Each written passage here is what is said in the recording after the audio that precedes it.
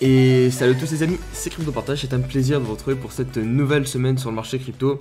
J'espère que vous allez tous et toutes très bien. Nous sommes le 10 janvier 2022 et nous avons donc un Bitcoin aux alentours des 42 000 $, donc très légèrement dans le vert pour débuter cette semaine. Au cours de la vidéo, on va évidemment partager des news mais aussi l'analyse technique du BTC. Je ferai un point assez complet sur le Bitcoin puisqu'on est en début de semaine. On a la clôture weekly donc de la semaine dernière qui s'est clôturée. Donc on va analyser la clôture, voir si elle est plutôt positive ou négative.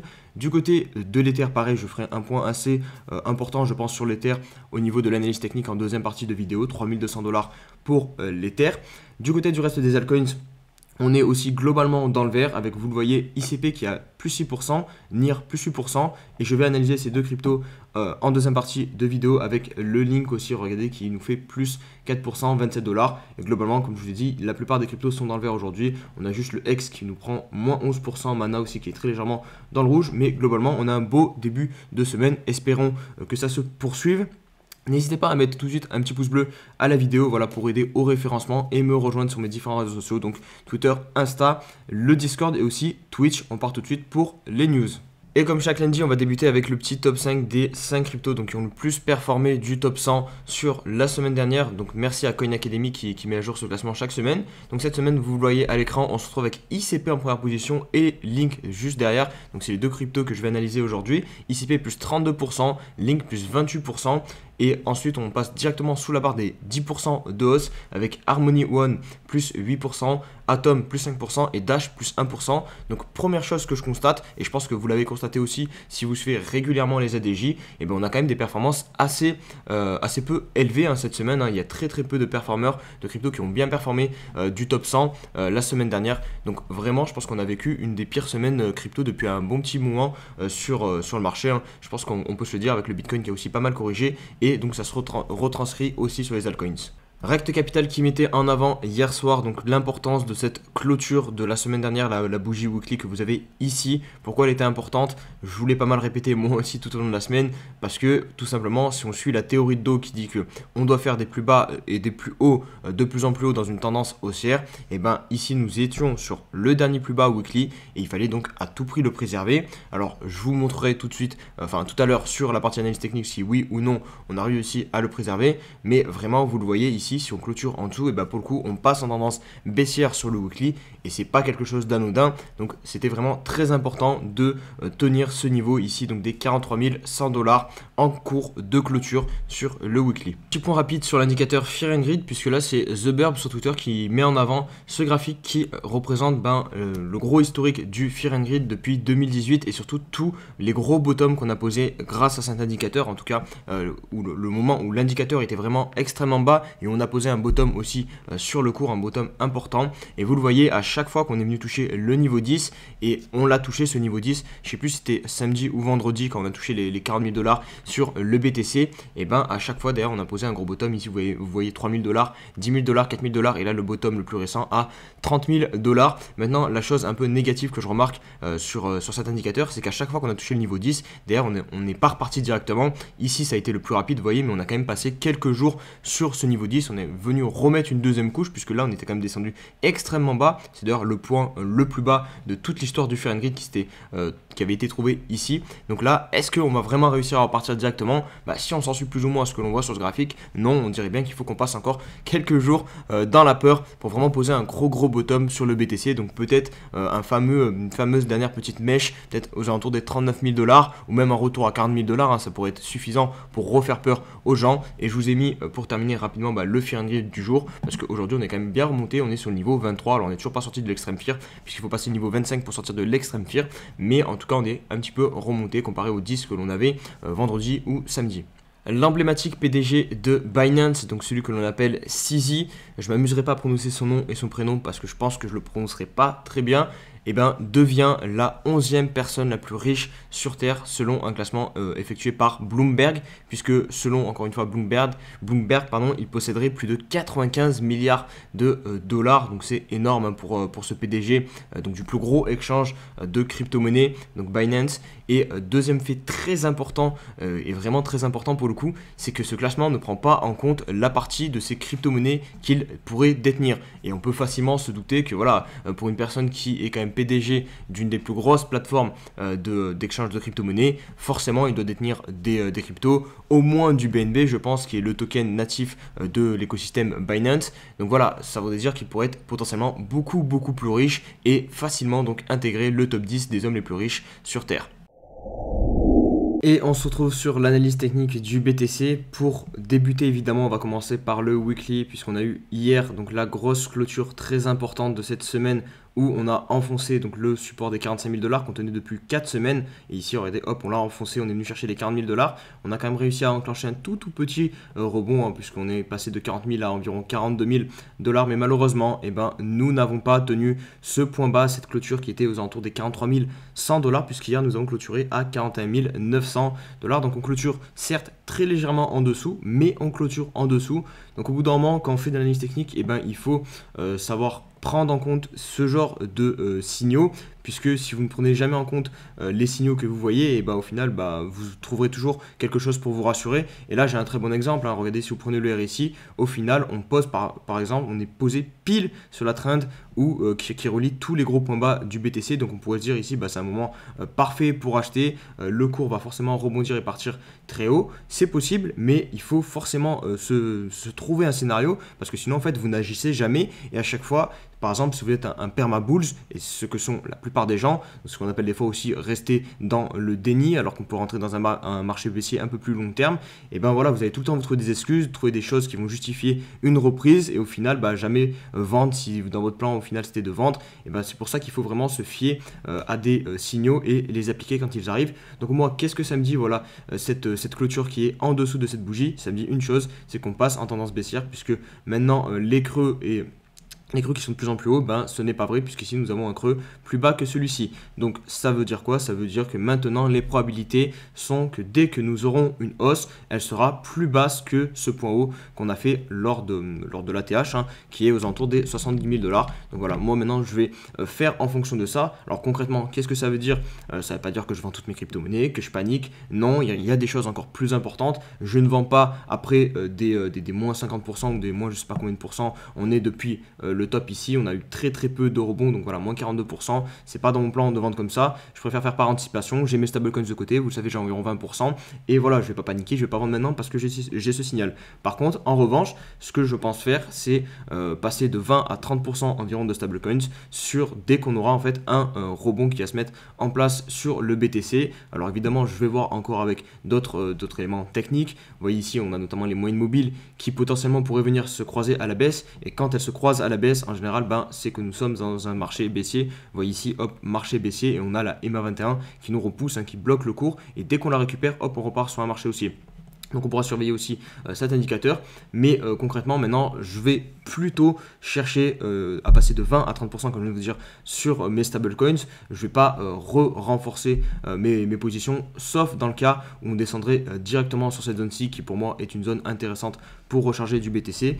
Mais donc voilà, pour en revenir au plan initial, donc passer de 20 à 30% sur mes stablecoins, je vais avoir deux niveaux très importants que je vais surveiller. Le premier, c'est celui-là, parce qu'au final on pourrait considérer que nous sommes dans un range entre 60 000 $ et 40 000 $ à peu près. Et ici, voilà, on pourra avoir une petite déviation au final, comme ce que l'on a eu ici. Hop, je vais prendre le trait. Voilà, ici, on peut considérer que c'est une déviation. Et là, avoir aussi une déviation sur ce niveau-là. Donc, ça voudrait dire qu'on pourrait réintégrer le range et rechercher la borne haute du range. Donc, je vais avoir deux niveaux très importants à noter. Donc, celui-là qui est le milieu du range. Vous voyez, on a une clôture ici, on a une mèche, une deuxième, une clôture dans cette zone-là. Ici, pareil, on a eu des mèches. Donc, vraiment, ce niveau des 52 000 $, 50 000 $, voilà, c'est le prix psychologique en plus de ça. C'est un niveau qui va être très important et où, voilà, ça ne m'étonnerait pas que, voilà, si on a un rebond, on peut faire quelque chose comme ça, hop, et ensuite venir chercher un nouveau point bas. Donc, ça sera la première zone où je pense je pourrais vendre un petit peu de crypto-monnaie. Et ensuite, la deuxième zone, c'est celle dont je vous parlais aussi depuis un petit moment, la zone que vous connaissez très bien de rechargement qui se situe pile sur le niveau ici des 60 000 $ à peu près. Regardez, hop, si je la mets, vous allez voir comme c'est chirurgical, on est pile dans cette box là, et là pour le coup cette box là, j'hésiterai vraiment pas à passer au minimum à 30% en stablecoins sur mes crypto-monnaies. Donc voilà, là vous avez donc ma vision personnelle pour du moyen terme sur le Bitcoin et surtout avec cette intégration là, avec cette nouveauté, donc le fait qu'on nous passons dans un marché baissier sur le weekly. Juste avant de passer sur le 4 heures, je veux faire un petit point sur ce que je viens de dire, histoire que ça soit bien clair. Moi, quand je dis qu'on passe sur un marché baissier sur le weekly, c'est selon la théorie de Dawes, selon la théorie des points bas et des points hauts, mais c'est uniquement, selon cette théorie. Pour certaines personnes, on passe dans un marché baissier, par exemple quand la EMA 21 va passer sous la EMA 50 ou quand le RSI va passer sous le niveau 50. Enfin, il y a vraiment plein d'indicateurs possibles. Vous pouvez aussi utiliser le EMA CD. Il y a vraiment plein d'indicateurs possibles. Moi, j'utilise ces indicateurs. Donc, selon moi, c'est comme ça que je détermine qu'on passe dans un marché baissier. En plus de ça, on ne va pas se mentir, mais en général, tous les autres indicateurs, notamment par exemple les moyens mobiles, c'est des indicateurs qui fonctionnent à retardement. Donc, vous allez avoir votre signal beaucoup plus tard. Regardez ici, hop, en 2017, vous avez le signal. La EMA 21, elle passe quand même beaucoup de temps après que le cours ait déjà commencé à beaucoup corriger. Et surtout, après que le cours, si vous utilisez la théorie de Dawes, des points hauts et des points bas de plus en plus bas, vous aurez été averti beaucoup plus tôt. Parce qu'à partir de ici, regardez, vous avez eu le changement de tendance. Donc, vous êtes averti bien plus tôt que le croisement des moyennes mobiles. Donc c'est pour ça que je fais surtout avec le prix. Pour moi, il n'y a rien de mieux qu'analyser le prix parce que c'est l'effet à un instant T et justement ça va éviter, je pense, les faux signaux que peuvent donner les indicateurs. Enfin pas les faux signaux, mais plutôt les signaux à retardement que peuvent donner les indicateurs. Donc voilà, comprenez bien que c'est selon ma méthode. Quand je dis que c'est un marché baissier, c'est selon la méthode des points bas et des points hauts et pas selon la méthode du MACD, du RSI ou selon d'autres indicateurs. Je ne veux pas qu'en commentaire, en gros, vous venez et vous me dites non, on n'est pas baissier parce qu'il y a les moyennes mobiles qui ne sont pas croisés ou le MACD n'est pas croisé ou ce genre de choses. Et ceci étant dit, on va conclure rapidement par le court terme et je dis rapidement parce que voilà, on n'a pas énormément de choses à dire, je pense. On est toujours donc sur cette grosse localisation des 40 000 $ où je pense on peut trouver un bottom et réussir à enclencher au minimum un mouvement sur le daily, un petit mouvement haussier qui pourra potentiellement se poursuivre aussi sur le weekly, donc en venant chercher notamment cette zone des 52 000 $ et ensuite la zone de rechargement beaucoup plus haut. Bon, on n'y est pas encore du tout. Pour l'instant, on cherche à poser le bottom et ce qu'il y a de plutôt positif, c'est ce doji. Donc, on a fait le 8 janvier 2022. Donc, en général, un doji, ça montre l'incertitude dans le marché. Là, pour le coup, les bears étaient totalement en contrôle et là, il y a une petite bougie d'incertitude qui vient se planter au milieu de tout ça. Donc, voilà, ça veut dire que potentiellement, les bears sont en train de s'essouffler et qu'on peut venir poser le bottom. En plus de ça, le RSI est quand même vraiment bas. Pardon, et il n'arrive pas à passer en plus en zone de survente. Donc voilà, on a quand même pas mal d'éléments, de gros supports qui peuvent faire rebondir le prix. Voilà, plus prix psychologique des 40 000 $, ça aussi, ça peut aider à rebondir. Et au niveau du 4 heures, on a aussi des petites configurations sympathiques qui commencent à se mettre en place. On n'enfonce plus les précédents points bas, on est en train de consolider. Hier, en revanche, j'ai bien cru qu'on allait réussir à sauver notamment la clôture weekly et repartir en tendance haussière sur le 4 heures. Malheureusement, juste derrière, donc cette belle bougie, ce beau bar à bouzou, d'ailleurs on a quasiment eu une englobante, donc ça c'est vraiment pas top et on a réintégré, donc vous voyez ce niveau où on est en train de consolider aux alentours des 42 000 $.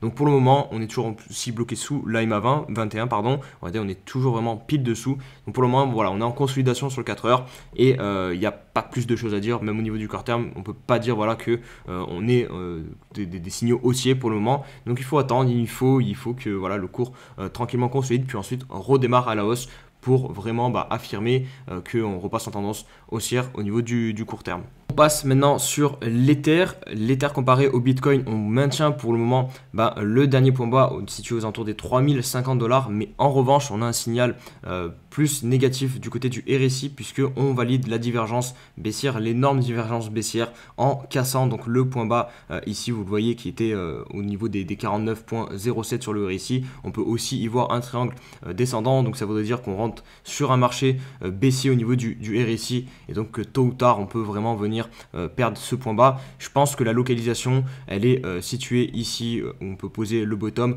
Donc en gros on tiendrait le point bas ici qu'on a connu pendant l'été à 1700 $ et donc on viendrait chercher cette zone de rechargement qui est située aux alentours des 2500 $ jusqu'à 2800 $ à peu près. Et regardez, sinon au niveau du plus court terme on est sur la zone de rechargement, le niveau Fibo 0,78, on est vraiment pile poil, on est en train de le travailler. Mais comme je vous dis, alors attendez, il faut que je vous précise quand même, donc ici c'est le Fibo qui prend l'intégralité de ce mouvement, le Fibo que vous voyez ici, et là c'est le Fibo qui prend l'intégralité de ce mouvement, donc le mouvement, le point bas ici et le point bas ici. Et là, vous avez donc ce Fibo ici. C'est pour ça qu'il y a deux Fibo de rechargement parce qu'il y a deux mouvements. Vous pouvez voir le mouvement plus court terme ici et le mouvement vraiment plus long terme qui est d'ici donc de 1700 $ à environ 5000 $ sur l'Ether. Donc là pour l'instant on est encore dans ce scénario où on travaille et on essaie de poser un bottom ici, mais vu la divergence qu'on vient de valider sur le weekly ici et la cassure donc de ce support, pour moi je pense que voilà on posera le bottom un peu plus bas sur l'Ether. Après voilà c'est juste une petite spéculation, c'est ce que je pense vu ce que je vois. Après bien sûr que évidemment on peut tenir ce point bas et les probabilités vont dans ce sens là parce que encore une fois si on prend la théorie de dos on doit maintenir dans une tendance haussière les points bas de plus en plus haut et donc là on devrait réussir à tenir ce point donc à 3050 $. Donc voilà, je pense qu'au niveau du moyen terme, vous avez globalement ma vision et donc voilà, vous avez vos zones pour rentrer sur l'Ether et évidemment pour moi cette zone est intéressante et si vous voyez un peu plus long terme, cette zone est encore plus intéressante mais encore une fois c'est pas une certitude qu'on y retourne. Allez, on passe maintenant à la partie analyse technique sur vos altcoins. Enfin, en tout cas, j'espère que c'est des altcoins que vous avez en portefeuille et qui vous intéressent, que je ne fasse pas tout ça pour rien. Donc, la première crypto que je vais passer, c'est le jeton crypto.com. J'ai oublié de vous le dire en intro, mais je trouvais intéressant graphiquement à vous le partager. Puis je sais qu'il y a pas mal d'entre vous qui sont positionnés sur cette crypto. Et malheureusement, là, c'est pas très positif ce qu'on voit, puisque avec la clôture la semaine dernière, regardez, on enclenche réellement une tendance baissière sur le weekly. Donc, on doit en théorie descendre encore plus bas et je vous avais dit de toute façon que la zone qui m'intéressait au minimum pour du moyen long terme sur le CRO, c'est la zone de rechargement et vous le voyez elle débute à 0,40 pile là où est aussi situé l'AMA 21 et les 0,78 de Fibonacci qui sont à 0,25, donc c'est pas du tout déconnant qu'on vienne vraiment poser un bottom moyen terme sur le CRO dans cette zone là et regardez au niveau du court terme aussi ce que l'on vient de faire. Hop, on était dans une potentielle zone de consolidation où on aurait pu faire repartir le cours et là malheureusement avec les clôtures de ce week-end et d'hier, on a clôturé sous cette bougie qui était très importante des 0,50 et là on est en train de passer sous ce niveau là, donc ça m'étonnerait pas qu'on vienne donc chercher la zone de rechargement sur le weekly que je vous ai montré. Regardez, les moyennes mobiles vont en plus se croiser à la baisse, donc voilà, le momentum est clairement en train de passer dans les mains des bears sur crypto.com. Au niveau de Link, par contre, c'est une toute autre histoire, puisque nous avons, je ne sais pas pourquoi, par contre, mes dessins ne s'affichent pas. Hop, je vais passer sur le daily, peut-être qu'ils vont s'afficher. Alors, sur le daily, ça s'affiche. Voilà, sur le weekly, du coup, ça s'est réaffiché. Donc, la bougie d'hier est très positive. Ça montre encore une fois toute la pertinence de cette trend ici, qui est franchement très long terme. Vous savez, je ne suis pas fan des trends, mais là, pour le coup, je la trouve assez pertinente. Donc, on rebondit pile sur ce niveau-là. Ça doit être en plus pile la zone de rechargement. Je vais vous montrer, comme ça, vous verrez que c'est assez intéressant. Regardez, on a clôturé pile dans cette zone-ci. Donc, on pose notre bottom ici et on repart à la hausse. On empêche les moyennes mobiles de se croiser à la baisse, on clôture au-dessus des deux moyennes mobiles. Donc là pour le coup on a quand même des signaux pas mal haussiers sur Chainlink et je ne serais pas étonné du tout de le voir assez rapidement venir chercher le haut du range, donc à 35 $. Sur le daily aussi c'est très positif, très jolie figure de retournement de tendance. Hop, on clôture dessus, on récupère les moyennes mobiles se recroisent à la hausse. Donc franchement voilà, je pense que Chainlink on a des chances de venir chercher donc le haut du range situé aux alentours des 35 $. Maintenant faites attention, je ne rentrerai pas pour autant maintenant. Pour moi on est beaucoup trop haut maintenant et on arrive sur des zones de vente plutôt. Alors déjà ici le prix a été énormément travaillé, donc peut-être qu'on va trouver de la résistance sur ces niveaux de prix. Donc c'est pour ça que rentrer maintenant c'est pas optimal selon moi. On enchaîne avec NIR et NIR je voulais vous partager la pattern en fait ici, qui, je trouve, ressemble énormément à une phase un petit peu de distribution, comme ce que l'on a pu connaître au final sur le Bitcoin quand on a fait le top à l'ATH ici à 70 000 $. Alors je sais pas, voilà, c'est réellement une pattern de distribution week-off, mais ça s'y apparente, hein, je trouve. Regardez, donc ici, je sais pas si vous allez bien voir, on a un premier pic, ensuite on descend, ensuite on a un deuxième haut qui va très légèrement au-dessus du deuxième haut, ensuite hop on descend, ensuite on fait une dernière petite montée et ensuite on vient casser le point bas ici significatif et on part en correction. Et donc je vous remets le graphique de NIR et vous allez voir c'est vraiment la même chose. On a le point haut ici, le point bas ici, hop on revient faire un point haut très légèrement au-dessus du précédent point haut ici, derrière hop on dégringole, on remonte très légèrement et ensuite hop on vient et on dégueule totalement. Alors là il manque uniquement la partie où on dégueule totalement, donc tant qu'on ne clôture pas en dessous de ce point bas, donc à 13 $ et quelques, qui est en plus de ça le gros niveau de support ici, on avait buté pas mal de fois, donc une résistance qu'on transforme en tant que support, et ben voilà, on n'active pas la pattern que j'ai vu sur le Bitcoin, et donc on rentre pas dans une correction plus profonde. Mais par contre si on clôture en dessous, on perd ce gros niveau, pour moi voilà, je pense qu'on aura eu une distribution ici sur NIR comme on a eu avec le Bitcoin ici durant le top à 70 000 $. N'hésitez pas à me dire ce que vous en pensez parce que vraiment je trouve les deux très ressemblants. Et enfin on termine rapidement par ICP. Je crois que je vous l'avais déjà partagé finalement cette pattern ici où on avait réussi à poser un bottom et valider une reprise haussière sur ICP. Alors si je vous l'ai déjà partagé, désolé, on radote un petit peu aujourd'hui, mais en tout cas voilà, on peut constater que sur les dernières journées, la tendance haussière est bien relancée sur ICP. On est repassé confortablement au-dessus des 2 moyennes mobiles, donc ça c'est plutôt cool. Potentiellement voilà un run aussi à venir sur ICP. Si je me mets sur le weekly pour voir où est-ce qu'on pourrait trouver de la résistance, voir des niveaux clés, au final on n'est pas loin ici d'un niveau de résistance. Vous voyez toutes ces bougies ici qu'on a posé pile sur ce support, donc des 40 $ à peu près. Donc voilà, rentrer maintenant sur ICP, ça reste quand même technique. Il y avait des points plus intéressants en bas, notamment quand on a formé la figure en W en ta séance. Là c'était plus intéressant d'entrer sur ces moments là, et là on est plus sur des zones où on va rechercher de la vente. Hop, pareil, si je mets la zone de rechargement, vous voyez ici, c'est la zone où les bears vont essayer de défendre le dernier top qu'on a fait sur ICP, donc le dernier top qui était situé à 60 $, donc la zone des 50 $ à peu près. C'est là où on devrait trouver aussi de la résistance sur ce mouvement weekly pour le moment, qu'on peut considérer uniquement comme un rebond technique. Et on se retrouve pour la question de l'abonné. Alors malheureusement il n'y en aura pas dans cette vidéo puisque dans la dernière vidéo j'ai pas eu vraiment de questions, j'ai eu juste des petites remarques et des très jolis commentaires, notamment mon tonton, Armory, Emmanuel, donc grosse dédicace à vous tous, Pierrick aussi, merci de me soutenir en mettant un petit commentaire. J'ai eu uniquement voilà, il n'y a pas de lien pour s'inscrire sur la Sandex, non j'ai pas mis de lien pour s'inscrire sur la Sandex, c'est vrai que je devrais peut-être le faire, il devrait peut-être y avoir un lien de parrainage, mais j'ai même pas regardé donc voilà, mais je regardais peut-être pour les prochaines vidéos, mettre le petit lien d'Ascendex si vous voulez vous inscrire sur la plateforme. Donc voilà, j'espère qu'en tout cas que la vidéo d'aujourd'hui vous aura plu. Si c'est le cas, comme d'hab, vraiment n'hésitez pas à mettre le petit pouce bleu pour aider au référencement et venir me rejoindre sur les différents réseaux sociaux où je suis, qui sont en barre de description et en commentaire épinglé. Je vous souhaite à tous une très belle semaine, une très bonne journée aussi, et on se dit à demain. Allez, ciao ciao.